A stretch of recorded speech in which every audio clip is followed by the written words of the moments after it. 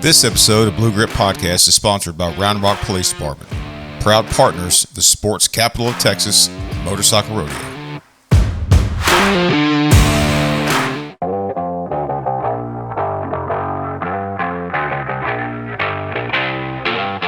Anyways, I'm Taylor Roberson. I'm from the Austin area. My dad, stepdad, aunt, and uncle were all motor officers for Austin Police Department.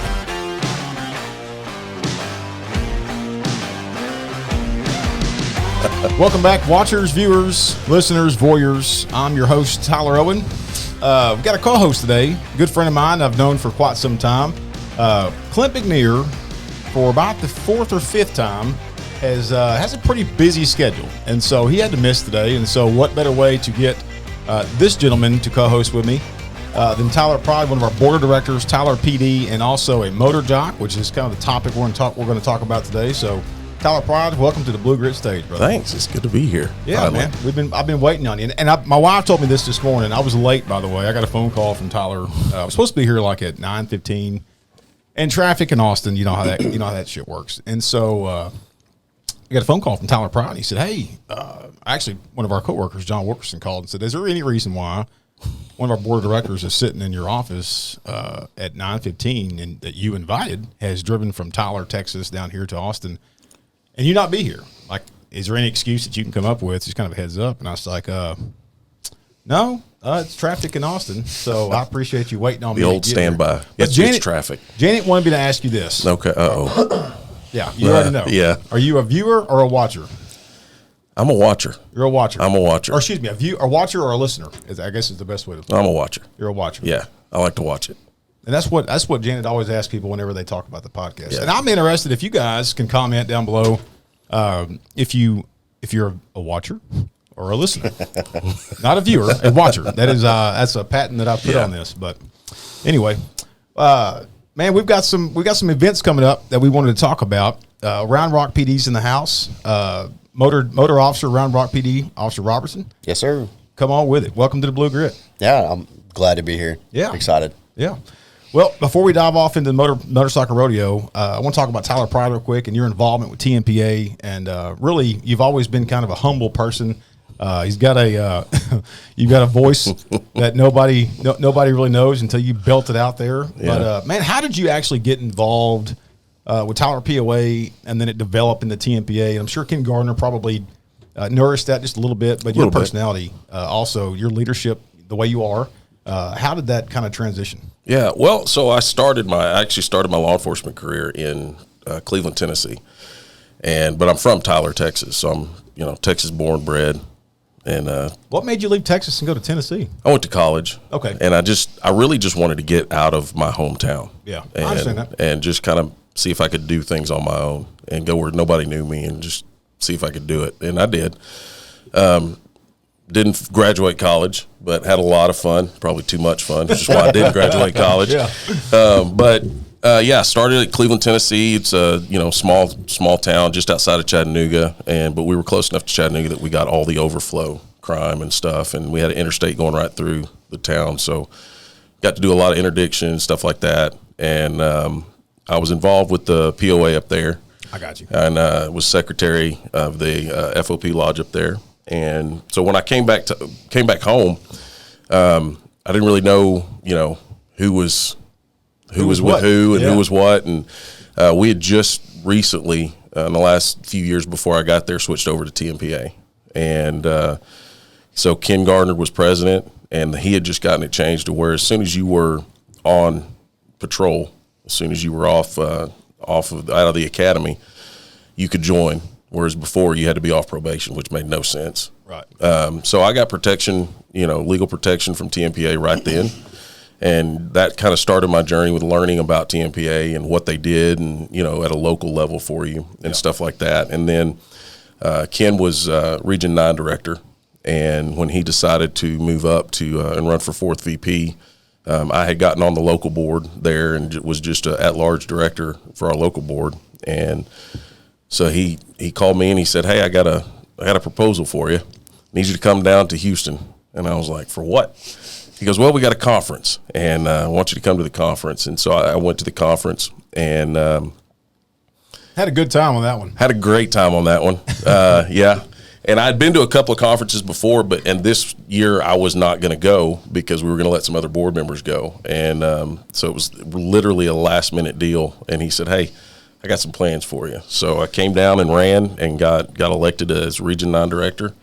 And Which Region 9 is it's mainly East Texas. Yeah. It's a pretty large region, It's a very large region. We go all the way down from Orange all the way up to my area up in Northeast Texas. And it butts up to Cass County over to includes Tyler, obviously, then Longview, I believe Upshur. Yeah. Kind of borders that almost to Texarkana region. Yeah. Yeah. And so it's very diverse. We've got, all the way from South Texas all the way to Northeast Texas and everywhere in between. So it's a lot of fun, just meeting different people and, taking phone calls from people just asking questions. And I got some great field reps in that region that, you were there, and Leighton Ganeri and Robbie, and, y'all handle business and go all over the region and the state. So it's been a lot of fun. Yeah. Well, we appreciate you on the employee side. As with all of our board of directors, man, you guys are really just a good group of guys and women that we've had on the board. Yeah. And you guys kind of set the tone of kind of where this organization, needs to go and has gone. And so our success really is y'all's vision, and we kind of carry out that mission. So on behalf of the staff, man, we really appreciate it. Well, on behalf of the board, we appreciate everything y'all do. And, for those of y'all watching or listening or viewing, our staff, from the field reps to when you call in, it really is an amazing group of people that are just happy to help. And I think that's the culture that's been cultivated here. And, Tyler said it a lot. We're a family, and we really do view not only each other in this organization, but everybody in the association. Every member is a part of the family. And so I've seen people go above and beyond, not just do things, well, it's my job, I've got to do it, but really step up and say, well, it's the right thing to do, so we're going to take care of it. Yep, so I agree. We really appreciate all y'all's hard work, because y'all are the ones that make this work. And so. I greatly appreciate it.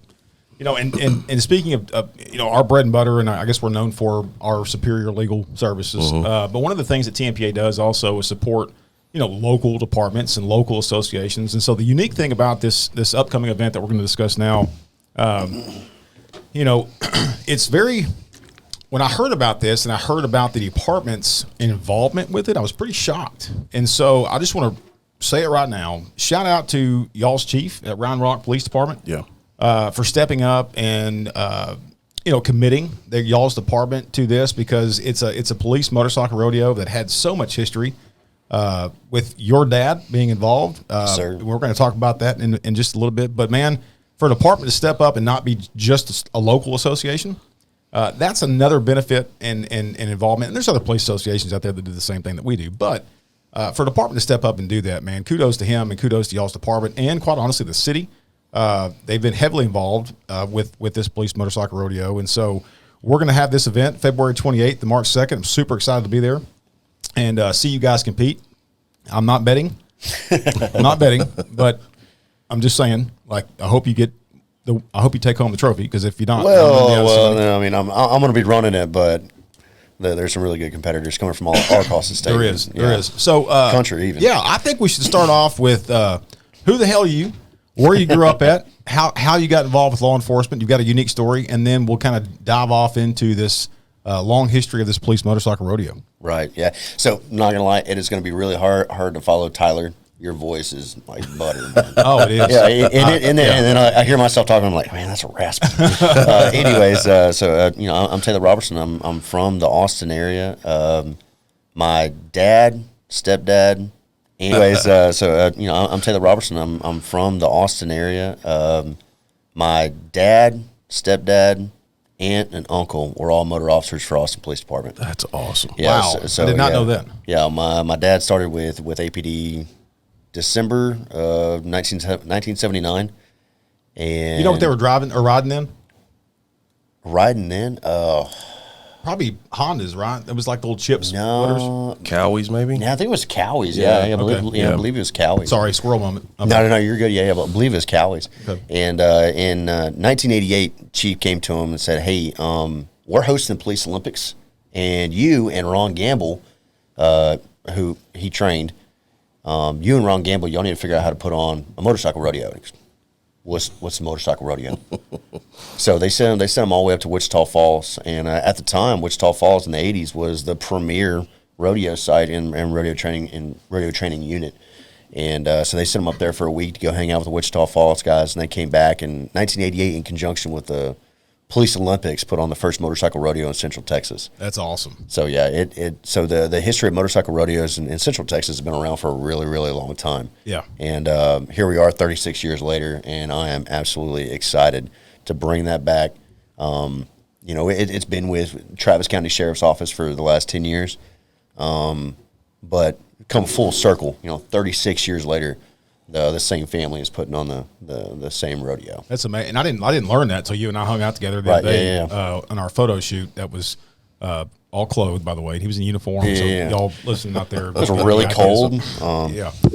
But anyway, so you're going to have this event. How obviously with the family and law enforcement motors, I'm sure you had kind of a vision of what you wanted to do. Yes, sir. Where'd you start off working at and kind of go into your law enforcement career? Well, so then there's a little bit more backstory than just that. I didn't want to become a cop. My whole family being in law enforcement. I was like, no, I want to find something else. Well, you can't beat like hundreds of years of generations of law enforcement in your family. Very long backstory. Before my family immigrated over from Scotland, want to guess what they were in Scotland? Cops. Yeah. They came over here, and I had two uncles that were Texas Rangers in the late 1800s. So my family lineage within law enforcement in Texas is very, very You couldn't deep. get away from it. No. It was going to happen. It was going to happen regardless. There for a second, I thought you were going to say that a fireman was kind of in your idea. Yeah, no. That was my dad. No, he's like, hey, you need to go be a firefighter. I was like, why don't you go play Xbox and go eat pizza? Yeah, exactly right. Yeah, well, I didn't listen. And then in 2014, I was in Afghanistan. I was in the Army. Okay. And a young, I wouldn't say young, wasn't a sergeant yet, an officer quick with the Round Rock PD training unit, got on with me with Skype and started the whole recruiting ploy. Yeah, that's him. So I got recruited from by Round Rock, technically starting in 2014. I didn't start until 2018. Wow. So that's where my law enforcement career started, was in 2018. Spent 2 years on patrol. The first availability in motors came up, and I took it. Yeah. And I was like, I've been riding motorcycles since I was little, and why not go make this my profession? So now I get to tell everybody, well, what do you do for work? I get to ride a motorcycle. For those listening that aren't really, I guess, familiar with the geographical area of Austin, Round Rock sits to the north of Austin, and just me living down here in the short time that I have, Round Rock is way bigger than really what I thought. It's probably in 2014, gym. I would think, I'm not going to say it has doubled in size, roughly, but it's probably doubled in size, right? And so give us kind of a geographical area of how, really, just to give the listener or watcher kind of an idea of really how big Round Rock really is. Yeah, so Round Rock, I can't remember the exact square mileage, but the population last time I looked was about 134,000. Wow. Whenever I started, it was 112. So within 5-6 years, it's grown, 30,000 people. It's booming. And it's booming now. Yeah. And it lies, right along the Brushy Creek, which, if anybody knows anything about Texas history, that's pretty important. As well as the Chisholm Trail, running from Texas all the way up to Montana. And there's a lot of history in the area is continuing to grow. But one thing that we get to maintain within Round Rock is still a small town feel, right? And it's not like what you would think with small town, everybody knows everybody. No, it's just that sense of respect for one another. Yeah. Not necessarily, the citizens towards law enforcement, but just to each individual person. And that respect to one another is the reason why Round Rock is great and will continue to be great. As a motor officer, I was a motor jock. You were a motor jock.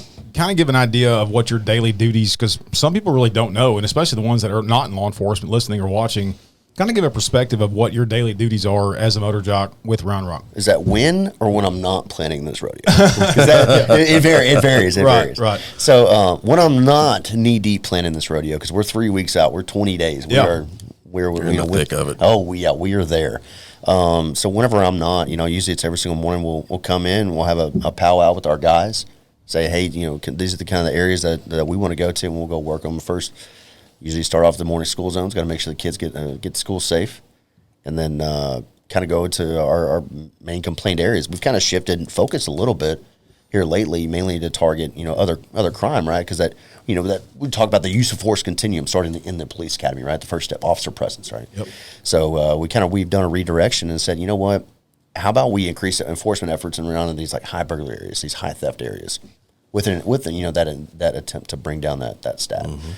And so we've recently readjusted to that focus, and then which let me stop you right there, because used to, and I say the old sergeant head or the old motor jock heads, that was something typically that they frowned upon. If you were a motor jock, you did not go in the hood, right, and jack with drug dealers and your sole job was to work traffic accidents and write tickets. And that if you did anything else, or if you diverted from anything else that they were used to, it was like a sin. You had the spotlight, right? Yeah. So I mean, and it's it's something like we were talking about earlier, and it's we have to be able to, we as motor officers, to be able to stay around, right? Because it's a dying profession, it's a dying breed. Yeah. To stay around, we have to change. And by changing we have to figure out ways to make ourselves more of an asset to our cities and our departments. If we just like, oh no, this is the only thing I'm going to do, then it kind of limits our lifespan. Yeah. And if we say no, look at all the things that we can do. Well, look at Sears. Look at Sears and Roebuck. They didn't adapt to anything, and they're no longer in business. Yeah, exactly. We're just going to do this one thing, and then now they're not here. Yeah. And so that's adapt or die kind of thing, And if we don't change, then we're going to be forced to change, and we might as well. Hey, let's see how much of an asset we can make ourselves. Yeah. And what's the huge benefit? Because I can give mine. Explain the benefits of having a motor unit go into an area and saturate that area versus a patrol car. So it's just, yeah. You ever heard of bees, right? Yeah. It's a beehive, right? And when we used to wear our yellow shirts and our highlighter yellow shirts, so we used to call ourselves just a bunch of bees. We just look like a bunch of bees just flying around. And all around it's about visibility. Yes, people see the car. It's a big billboard. We're able to get in and out of places a whole lot faster. I mean, y'all know that. I mean, we're able to get from point A to point B just a little bit quicker than a car, and our sirens are ear piercing. You know what I mean? It gets people's attention. Not to mention, everybody sees a motorcycle cop. There's still that old adage of, hey, if you get stopped by a motor cop, you're gonna get a ticket. So it creates a little bit more of an aggressive stance. Yeah. Well, I mean, as far as the citizens, I don't mean the word aggressive as far as big bad aggressiveness. Right. I mean like an aggressive perception to the area, like, hey, we're here. Yeah, we're here. And one thing that, and I still go back to this, that whenever I was asked this question during my board to even get on motors, like, okay, well, what do you think? What is the main difference between like a motor cop and an officer in a car? And I was like, well, motor cop, man, we're out there for everybody to see. We're out there to be judged. If you're in a car, I mean, your window's tinted, no one can really see you. You can't really make that eye contact. We can have more of that interaction with that one-on-one interaction with the public just by looking over and waving. And I was going to say, it's also a huge community policing deal, because when you're in a car, you're secluded from you're closed the public, off, which is nice when it's raining, but you can roll the windows up, and you got tinted windows, and you can kind of escape and just, I'm in my little cage. You can't do that on motors. Nope. And, people come up and either want to talk to you about it or, ask you questions, or you can actually hear them say, hey, sir. And, you can't use the excuse of, oh, I didn't hear them, because you're right there with the community. Oh, yeah. I had a conversation with a guy about he wanted to go off on a tangent about some motorcycle he had back in like the 1980s. Yeah. Sitting at a red light. Yeah. I've never had those conversations in the car. Yeah. Absolutely not. And there's so much pride. And I've always said this. Motor jocks share this sense. Think about it, right? That if you're, and I'm not jabbing at patrol, because we've all been at patrol too. But there are days that you don't feel like ironing your shit. Like you don't feel like shining your boot. You don't feel like ironing your pants. You don't feel like you're tired. Your wife's griping because you've been an idiot. Whatever. But like on motors, you don't have that protection. Like you've got to look the part. Yeah. You've got, and I always go back to this is because there's so much history with motors. Mm-hmm. Like it's a prideful position. Motors lead the way. I mean, the motor boots. I got to tell you this funny story about motor boots. So, on motors, and I want people to think about this. It's cold it was cold out this one winter day, and I'm out riding the bike, and I had this I had a leather jacket that had belt keepers built on the outside. It was the warmest thing, and so at the time, I had like 3 pairs of. I had Under Armour, and then I had Walmart's Thunder Farmer, right? And so they weren't as good as the Under Armour, but they were decent. Hey, whatever. The difference is, for those out there that know the Walmart brand, is that there wasn't like a pee hole, right, in the Under Armour or the Thunder Farmer portions. And so when I had to use the restroom, this was a task to go to the bathroom, okay? So I knew I was kind of getting, but this wasn't, I was approaching a point where I had to go, and it wasn't like number one. So I'm at a point, and I'm trying to get that, and you motor jocks out there that are listening, for you citizens, like in the back of our mind, we have not ticket count, but there's like a contact number. Yeah. Like I'm going to get 20 contacts and I'm done for this area, or I'm going to get 20 contacts this today, and then I'm going to go move over. Well, I was at that one point where I just needed one more. So I pull over this car for speed. Start weighing the odds. Yeah. Yeah. Is it worth it? It's like 15 over, and as soon as I dismounted and I put my left foot next to my right, like it hit, and I couldn't move. Like I knew that if I moved an inch, like I'm fixing to have code brown all over my short, my pants. It's going to go in my boot, and so like I'm sitting there, kind of like hyperventilating. I'm on a traffic stop, and so like I'm on a busy highway. They're like, where are you at? And this woman's like looking around, and like minutes have passed, and nothing has changed in the dynamics of kind of what's going on in my body. And I'm like, I don't know what to do. Like I'm trying to like wave her back to me and just like stand kind of like at attention, because if I move anything behind me, it's not going to be good. So finally, she just kind of looks at me. She's like, "What the hell's going on?" And I said, "Ma'am, this one's on me. You're speeding. Have a good day." Well, that accent is accurate, by the way. He's from Marshall, and so that accent is accurate. yeah, exactly. And so she gets out of the car and she like proceeds to have an accident. So I just had to tell her, like, "Ma'am, this is what it is, and I'm fixing the boo boo. Like I'm sorry, but this was on me, and I had to, it is what. So anyway, get in your car and go have a good day." But that was my weird, motorcycle incident. I think we've all had something similar to that. Yeah, absolutely. Yeah, we all have. Yeah. We just don't ever talk about it. No. I mean, Until you get to a podcast. Yeah, until you get to a podcast. Yeah. Yeah, you walk up, you're like, "Hey, where are you from?" Okay, go back. Have a good day. Yeah, I got to go to another call. Or you're running back to the PD. Yeah. But anyway, yeah. So the Motorcycle Rodeo is coming up, and your dad was obviously part of that. We talked about that. Have you guys filled up? Like, was there any more spots available? Last I checked this morning, we have 6 available spots left. That'll put us 6 more, puts us at 120. And man, you ask anybody that, "Hey, this is your first rodeo?" "Yeah." "How many do you have?" "Oh, well, we're at 114 now." That's great numbers. Yeah. And it's a fantastic. I mean, Cabo, their final year, if I'm not mistaken, they said 150, but I think actual true number was like 143. Wow. I think. Wow. And that was a lot of folks, man. And it was just, but I'm fine with 150, 14, especially for our first year. Yeah. And we're excited. Well, and the location is going to be perfect. It's going to be at Dale Diamond. It's a great place out there. What's kind of the hope of next year? I mean, obviously we're going to be planning this next year. Yeah. Growth. Yeah. I mean, and it's that was the idea whenever I originally pitched this 3 years ago was, I want to figure out how we can grow what's currently going on. And, Cabo, that they had grown it, and they kind of, I mean, no offense to those guys, and they put on one heck of a show. Yeah. Did y'all ever get to see it? Yeah. Yeah. And I think I stopped by there one time. yeah. So I mean, it was one heck of a show, and they did a fantastic job. And probably the biggest hurdle they ran into was space. Yeah. They just the space wasn't big enough, and that's one reason why whenever we started looking at areas, our facility, it's a great facility, and it is the best surface you can have. But I was worried about space. How do we grow from here? And so Dale Diamond kind of came to mind. And originally we had talked about some other places, but Dale Diamond came to mind. I was like, well, we are the sports capital of Texas. Right? We have coined that. We have put that feather in our cap as Round Rock. We are the sports capital of Texas. What better way to host a law enforcement event right next to the ballpark? Yeah. Yeah. And so that's how we landed at Dale Diamond. And to hinder, I guess it was a hindrance of Buda, which is where the other one was held at, right? Yeah. Buda blew up so quick. I don't think they had the mindset of like thinking forward. Where are we going from Yeah, there? exactly. And I think Round Rock's done a phenomenal job. The city, the investors and the companies that have gone into Round Rock, they've done a really great job of thinking forward and thinking ahead of this is going to be what we want, and we know that the growth's going to surround the it. 5 and the 10 year Exactly. plan. Yeah. And so, Del Donna was one heck of a spot location, and I'm looking forward to this year. I'm looking forward to next year.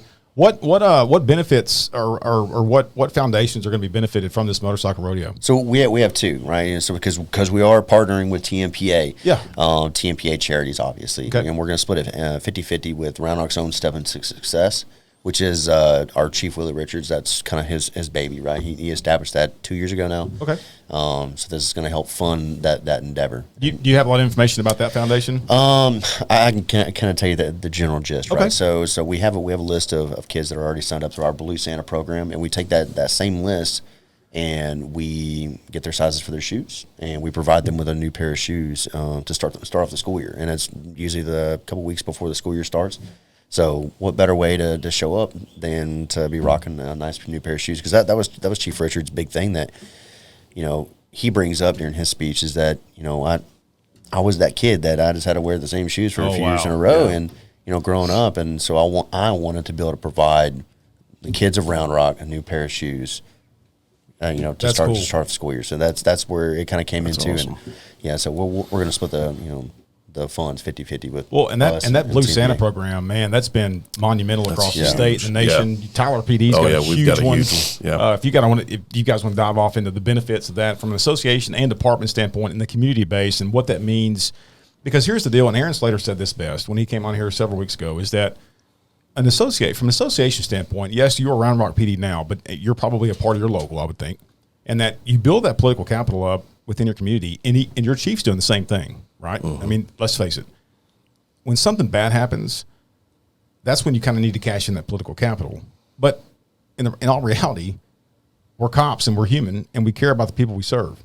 And I think that's the reality that people just don't understand, especially I'm noticing in Austin area, is that's the point that we're trying to drive home. These leftists, these activists that think that just because we wear a badge and put a gun on our hip every day, that we're not human and we don't care about people, man, it's mind-blowing to me. We do bleed red, right? I mean, absolutely. So, yeah, I know. Like, I'm the president of our local, and for us, Blue Santa is probably our biggest event of the year. And we do a FOP ball just for us every year, and it's probably 2 or 3 times bigger than our FOP ball, and rightly so. And we view it as a way to give back to the community. We are very blessed in Tyler that we've got great community support.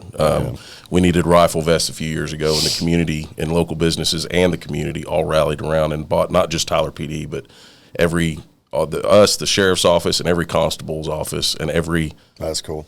Every police department in Smith County, everybody got rifle vests. Yeah. So that's the level of support that we got. And we view it as our way of just giving back. So it's not just, we want this, give me, but we also give back of our time, our money, to say, we're in this together. And I think, it's community policing at its finest.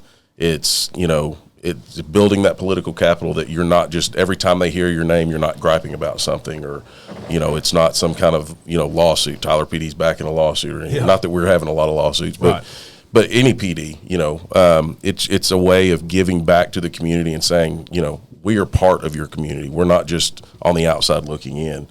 And, so it's a really good way, and I think it's grown just statewide.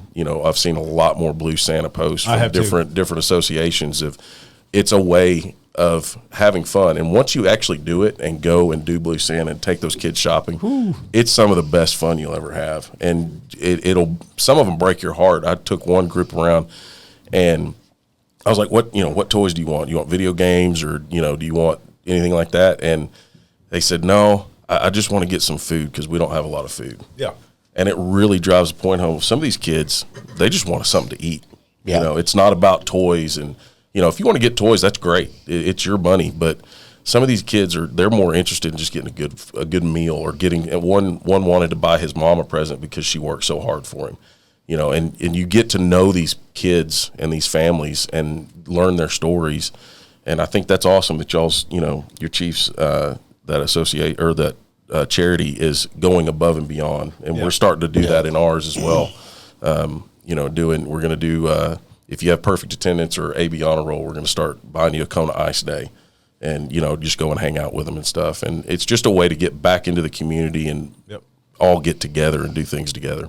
Yeah, I mean, if you haven't figured that out, that's one thing that I guess all motor cops will share is that it's that need to want to actually take care of our community. Everybody thinks that we're just out there to write tickets. No. We want you to be safe. Yeah. Right. And it's well, with the Blue Santa thing, I'm not personally involved with it. I can say though that they are helping us with equipment to help with our event. Yeah. And and it was just a simple call of like our president, our Blue Santa president, Ray Rodriguez.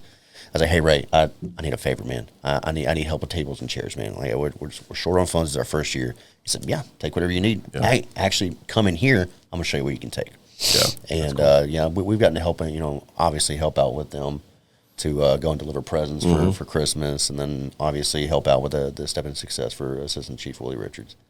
This event has been really supported by not only again the city of Round Rock, TMPA, Round Rock Police Department, but it's been also supported and sponsored by so many sponsors. If you want to give a shout out to them and kind of go over their involvement and who they were. Yeah, absolutely. So obviously we have TMPA really helping us fund this thing, as well as the Round Rock Express and Round Rock Police Department. Round Rock Express, that they're donating the facility for us to use for free. Yeah. The president, Chris Almendarez, the Round Rock Express president, he's going to be our grand marshal for the event. So thank you to the top three, right? The PD, the Express, and TMPA. Without those three entities, this thing does not happen. That obviously we have a couple of local companies. We have Chatsco Constructors. They're another one of our bigger ones. So for the event specifically, we're gonna have this. Do you ever remember the Memorial Challenge, or they called it the Challenge Ride? Yeah. Well, we're getting fancy with it. It's calling the Chatsco Challenge. So during this Chatsco Challenge, you're going to experience some unique obstacles within that challenge, provided by Chatsco Constructors. That's cool. So you can kind of imagine what obstacles you may or may not see. Now, I'm going to go up there that day, and I got to tell you, man, I got two kids, and that venue across the street, Kalahari, I'm very much looking forward to. And thanks to Kalahari, that they stepped in and they helped sponsor us as well, and provided us with some of their services. That's cool. They're literally right across the street. That's awesome. Yeah, you go through one traffic light and you're there. Yeah. So and then we have another locally is we have Phoenix Innovations. They're like a lighting system. They install lights and whatnot and packages on vehicles. And all police packaging, stuff like that, and they're out of Austin. Oh, okay. So they're going to have all their cool equipment out there, and a fully lit up Tahoe. And we're like, hey man, you got a bike? And we're like, no, we don't have one of those yet. So we're gonna have some of their equipment out. Yeah. So another one of our local is Renaissance Well Fitness. She is prior military. She works in the private sector with private security companies. She also runs, I think she's got like 2 master's degrees in fitness. And wow. She's going to be providing massage therapy for anybody that ends up getting hurt or is sore at the rodeo to any of our competitors, free of charge. Can I show up sore? Like, I mean, you'd be like, hey, yeah. So she said, fall out of the truck. Right. So she's with Renaissance Well Fitness, and she's going to be providing some massage therapy for our competitors. And she says she can take care of the public as well, but it's like, like $1 a minute is what she said. Yeah, that's amazing. Wow. Yeah. So it's very affordable, and so she'll be set up out there. We're going to have Harley-Davidson Central Texas. I mean, how can you not have the dealership that's right in front of your police department? Yeah. If you're not familiar with where it is, it's literally like right. You got the PD. Yeah. Literally on the other side of another building, and then you got Harley Central Texas. Oh, that's cool. That's awesome. Yeah. So they're going to be coming out. They're going to be providing some services. They're going to trailer bikes if bikes break down. They're going to provide transport from the Dell Diamond to their location to get serviced. Well, they're Harleys. I'm sure they're going to break down. I rode one for many years. No comment. So, and then and included with Central Texas, we also have Harley Corporate. They stepped up, and they're going to be a donor. Yeah. Man, they've come so far. Honestly, Harley-Davidson in general with police motorcycles. Oh yeah. With electronic clutches and so. So there's actually the newest addition to the Harley-Davidson fleet is the the Street Glide or the Road Glide? Yeah. Is it Street Glide? Yeah. Street Glide's just got the bat wing, and then it doesn't have the trunk on the back. So it's the Road Glide then. It's the Road Glide. Excuse me. Yeah, they're introducing the Road Glide, and that is one of the newest police motorcycles. Really? Yes, and their rider Brian Hurt, all the way from Kansas, Hutchinson, Kansas, is coming down to ride in that rodeo. That's neat. Wow. Yeah. Phenomenal. And he's going to be on one of the brand new Road Glides. Wow. So yeah, he's going to come down, and Brian does this. I mean, I'm assuming you know Brian. Yeah. Yeah. So Brian will come down. He'll bring 2 bikes and be like, ride them. You know, Yeah. hey, you know, he will help you. My wife's not going to like that. No, probably not. But no. So if y'all listening, the Street Glide is the one that I would say probably most common Harley-Davidson that you see on the road right now. It's got the fixed wing. It's got the saddlebags. Beautiful motorcycle. The Road Glide, and when I say fixed bat wing, it's got that fairing on the front, yeah. and it moves with the handlebars. Yeah. Okay, so if you're listening, follow me. So it's got the bearing on the front, or the fairing on the front that moves with the handlebars. The Road Glide, the differences in the two, they ride exactly the same. Mm-hmm. The fairing is fixed, so when you move the handlebars, the fairing stays with the frame of the motorcycle. Right. Yeah. So I've heard that with those bikes, that when you're in a turn or you're on the highway and the wind catches that fairing, it can adjust the handlebars. The benefit of the Road Glide is that it doesn't. You don't have that, and so that's one of the things that I've just heard. I've never ridden a Road Glide, so I may have to take advantage of that. Oh, they're great. Yeah. The wife and I took one on a Vegas trip. We went all the way from Vegas to Grand Canyon, total of like 5 hours of riding. It was great. That's smooth. awesome. Oh, it was smooth. Yeah, I bet it was. Oh yeah.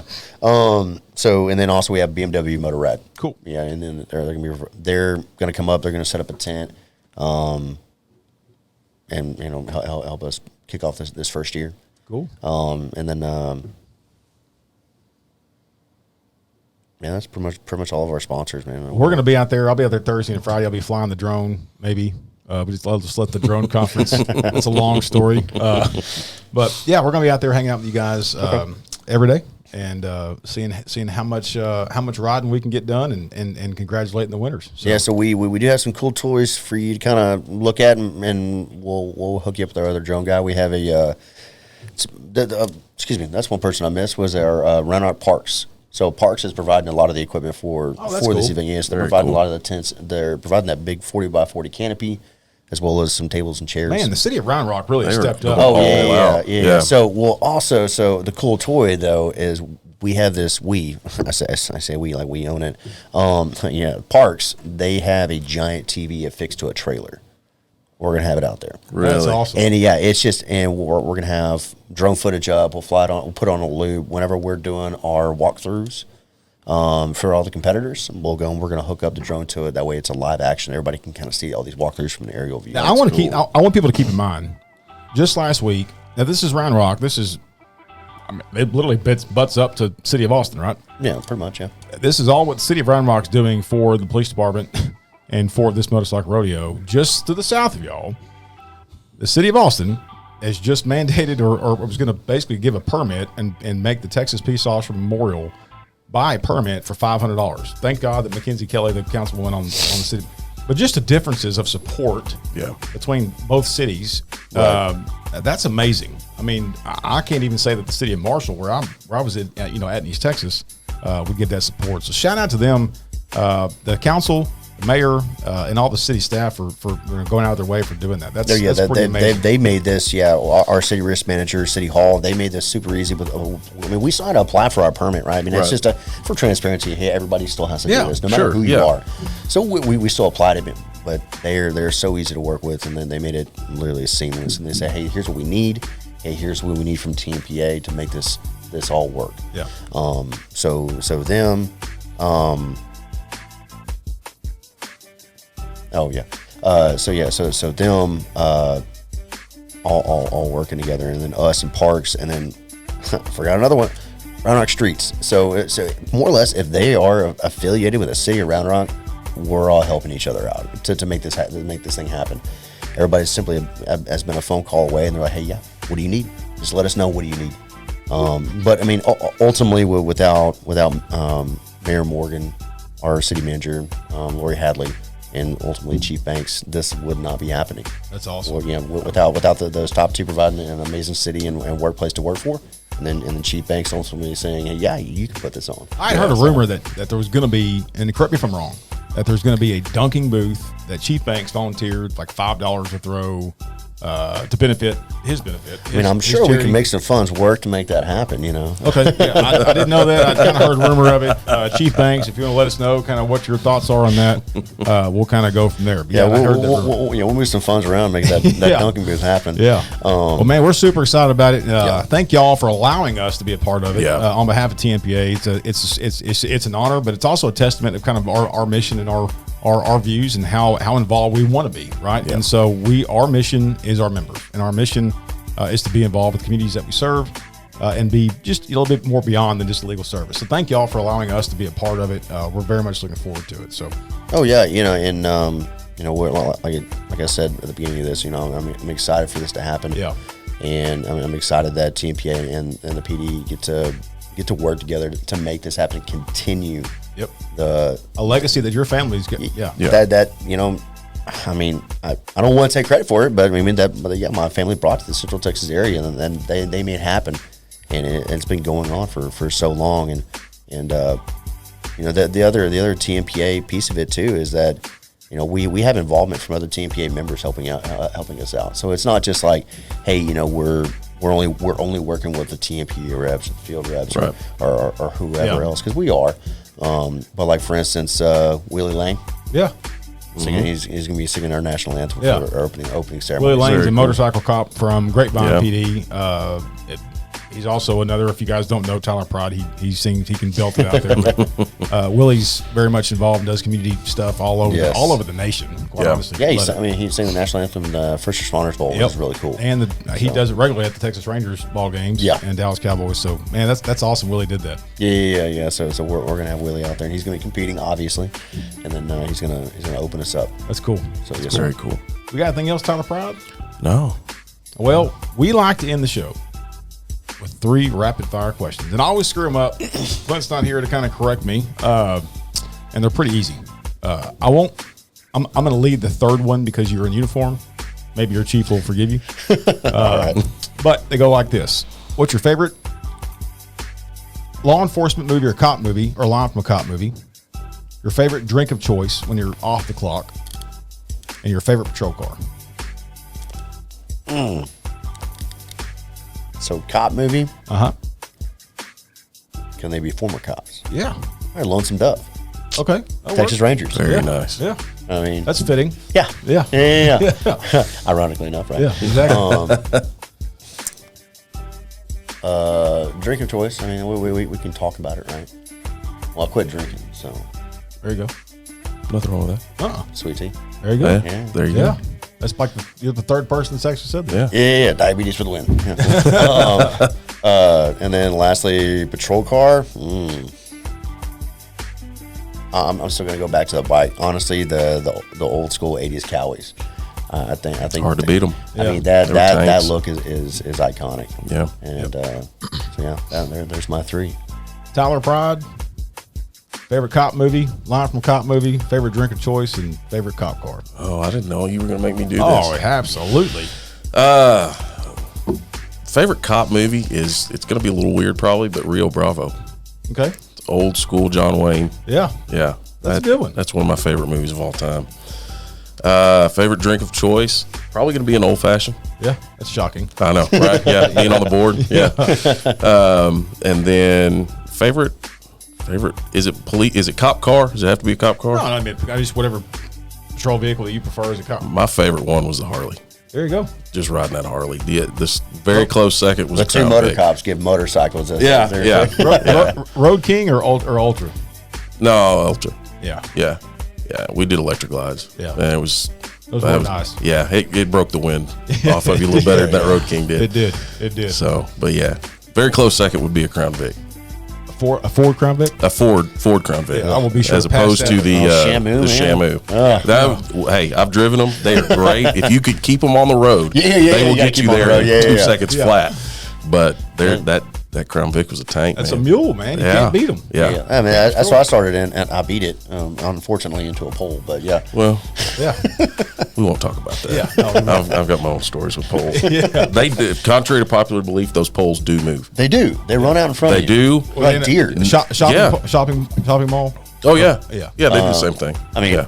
I was in a church parking lot with nobody else around. Yeah, but I mean, the You know, parking lot, cops and pole. It's, Yeah, I mean, it's gonna It's happen. always when nobody else is around. Exactly, That's why it's exactly. like the Yeti. You can't see Yeah. it. It's out there, but you can't see it. Exactly. That's awesome. Yeah. So Man, if you guys don't have anything else, we're gonna wrap this up. Man, I'm super excited about seeing you guys a couple weeks. If you're in town, if you're in Round Rock at the Absolutely. Dale Diamond, or February 28th through March 2nd. 20 days. Yep, we're going to be out Come there. on by. Y'all stop on by, show your support. We're going to be. Well, I guess we'll be there. We'll be live, maybe throwing the drone up. Yeah, why not? Yeah, do podcast live from the event. We should. yeah, that would be Yeah, fun. that'd would be be cool. fun. That would be fun. You guys take care. Stay safe. God bless you, and as always, may God bless Texas. We're out.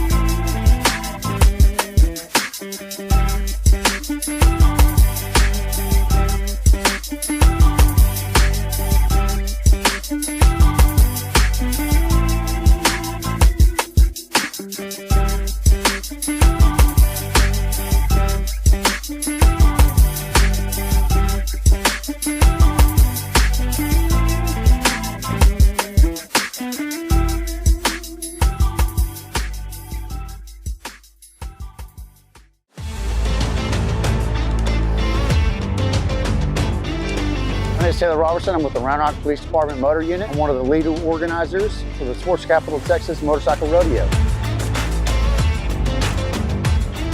We're here today at the Dale Diamond, home of the Round Rock Express. We're going to be hosting our first annual Sports Capital of Texas Motorcycle Rodeo from February 28th through March 2nd.